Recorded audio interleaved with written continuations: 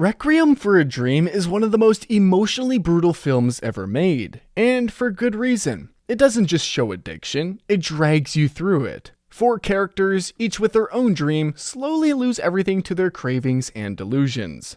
Harry wants to make money selling drugs so he and his girlfriend Marion can open a fashion boutique. Marion just wants to feel loved and independent. Harry's best friend, Tyrone, wants to escape the streets. And his mother, Sarah, only wants to fit into her red dress and be on TV. Harmless dreams at first, but addiction twists them into nightmares. Sarah becomes hooked on diet pills and loses her grip on reality. Tyrone ends up in prison. Marion is reduced to sex work for heroin. And Harry? He loses an arm and everything else. There's no happy ending, no redemption, just broken people lying in fetal positions, staring into the void. The final scenes show them curled up alone, each trapped in their own personal hell. Isn't that crazy? Requiem for a Dream doesn't give you time to breathe. It builds up hope and then rips it away, reminding us how fast addiction can ruin lives. It's haunting, relentless, and leaves you feeling like you've lived through a nightmare you'll never forget. Sometimes, the darkest moments come right before the light. The Mist 2007 takes you on a terrifying journey inside a small-town supermarket, where mysterious and thick fog has suddenly descended, hiding deadly, otherworldly creatures. David Drayton, the main character, is trapped inside with his young son and a group of strangers. As the fog traps them, they face not only horrifying monsters, but also growing fear, panic, and madness among the people. The real terror becomes the unraveling of human sanity. After enduring unimaginable horrors and losing many in the group to both monsters and chaos, David decides that staying put is no longer an option. He escapes with his son and a few others, driving blindly into the mist in hopes of finding safety. But their journey turns desperate fast. They run out of gas in the middle of nowhere, surrounded by fog and the unknown. In those terrifying moments, David makes an unthinkable choice. He kills everyone in the car, including his own son, to spare them from the monsters they believe will soon catch them. Then, just seconds later, the mist begins to clear. Rescue arrives. The military is on the scene, ready to save the survivors. Isn't that just crazy? This brutal twist shocks viewers, leaving them stunned and questioning the devastating consequences of hopelessness and despair. The Mist doesn't just scare you with monsters, it haunts you with the heartbreaking cost of losing faith. Its unforgettable ending is a gut-wrenching reminder that sometimes the worst decisions come from the deepest love and fear, making the story linger long after the credits roll. In Children of Men, the world is trapped in a terrifying crisis. No child has been born for 18 years. Society is collapsing under the weight of fear, violence, and hopelessness. People have lost faith because the future itself feels impossible. The Earth has become a bleak, lifeless place where survival is all that matters. Then, out of nowhere, a young refugee named Key is discovered to be pregnant. In a world where hope seemed completely lost, this tiny spark could change everything. But protecting her is no easy task. Theo, a disillusioned former activist, is pulled back into a fight he thought was over. He risks everything to get Key to safety, knowing that if she survives, humanity has a chance at renewal. Along their dangerous journey, they face brutal enemies, harsh environments, and heartbreaking losses that test their resolve. The world doesn't suddenly become safe or hopeful just because a baby exists. There are no guarantees, no instant miracles.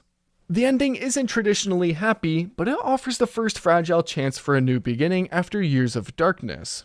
Children of Men shows how even in the bleakest moments, hope can survive, but only if people are willing to sacrifice, fight, and believe in that tiny flicker of light. It's a powerful story about courage, resilience, and the will to keep moving forward when everything else seems lost. War isn't just about battles, it's about the innocent caught in the crossfire. Grave of the Fireflies tells a heartbreaking story of two siblings, Seita and Sasuko, struggling to survive in Japan during World War II. After their home is destroyed in bombings and their mother dies, the two children are left alone in a cruel, shattered world. They try to stay strong, relying on each other as they face hunger, loneliness, and the harsh realities of war. Even as they fought to survive, the kindness they find is rare and fragile. Their moments of joy, like watching glowing fireflies, are tiny sparks in an otherwise dark and hopeless time. Despite all their efforts, tragedy strikes.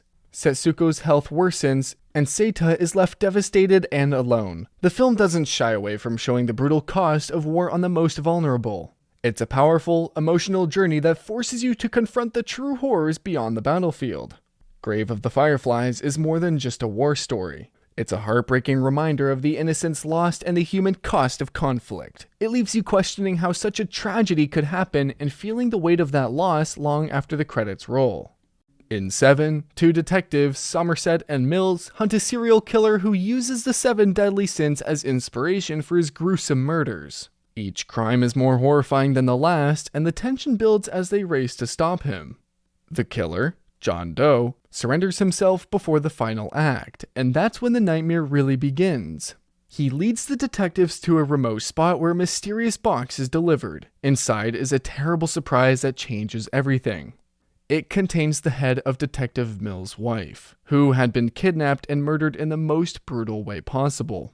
This horrifying reveal forces Mills into a terrible choice. The killer wants him to kill him in a fit of wrath, completing the last deadly sin, and Mills does it.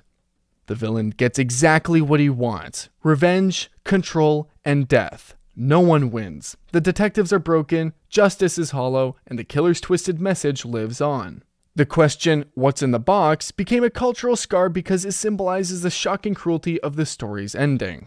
7 leaves you shaken, reminding us that sometimes evil outsmarts good and leaves only devastation behind. In a world where everything has died, a father and son walk through endless ash and ruin, clinging to each other as the last sparks of humanity fade. The road is a bleak, haunting journey through a post-apocalyptic wasteland where survival means more than just staying alive. It means holding on to hope when there's almost none left. The father is determined to protect his son at all costs, teaching him to carry the fire, a symbol of goodness in a world gone mad. But the dangers are everywhere. Starvation, cold, and other desperate survivors are willing to do anything to live. Even with all his love and sacrifice, the father's health declines, and eventually, he dies, leaving the boy alone in a merciless world. The ending doesn't offer comfort or a happy resolution. Instead, it leaves you wondering what will happen next. The boy meets another family who might help him, but there's no promises, only uncertainty. The Road is a powerful story about love, loss, and the fragile hope we hold on to even when the world is falling apart. It's a reminder that sometimes survival isn't enough, and hope itself can be the hardest thing to carry. Imagine living in a world where every thought, every feeling, and every action is controlled by a powerful government. In 1984, Winston Smith tries to resist the totalitarian regime of Big Brother, dreaming of freedom and truth. He secretly rebels, hoping for a better life, but the system is smarter and stronger than he ever imagined.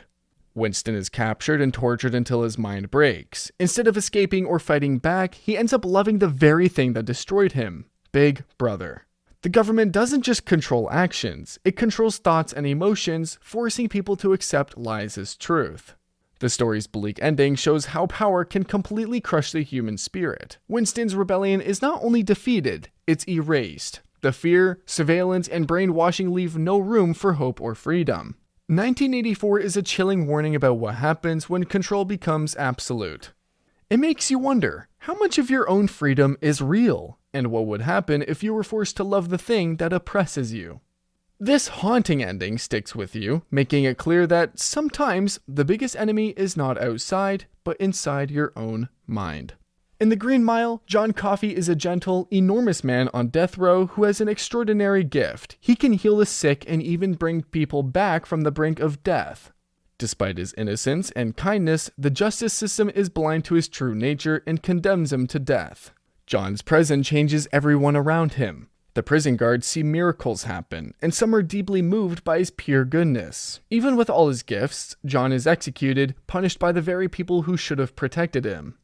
His death feels like a cruel injustice, a reminder that sometimes the world rewards cruelty instead of kindness. The story doesn't end there. One of the guards, Paul Edgecombe, who witnesses John's execution, is left with a mysterious curse. He cannot die. He lives through centuries, burdened by the weight of seeing everyone he loves age and pass away while he remains trapped in time. The Green Mile explores the darkest parts of humanity, how goodness can be crushed, and how those who see it suffer the consequences. It's a heartbreaking story of hope, pain, and eternal punishment. Which of these endings hit you the hardest? Or did we miss one even darker? Let us know in the comments and subscribe for more powerful stories explained.